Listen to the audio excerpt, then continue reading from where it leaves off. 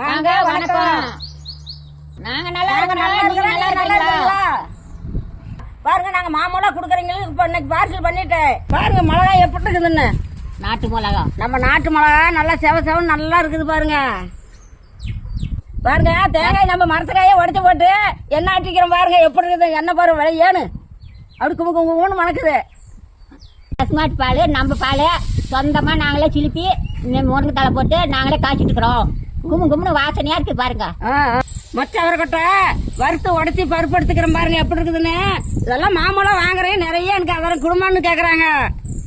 காட்டு துவரைய மண்ணு கட்டி நல்லா உடச்சி இருக்கிறோம் பாருங்க எப்படி இருக்குது பழகையா.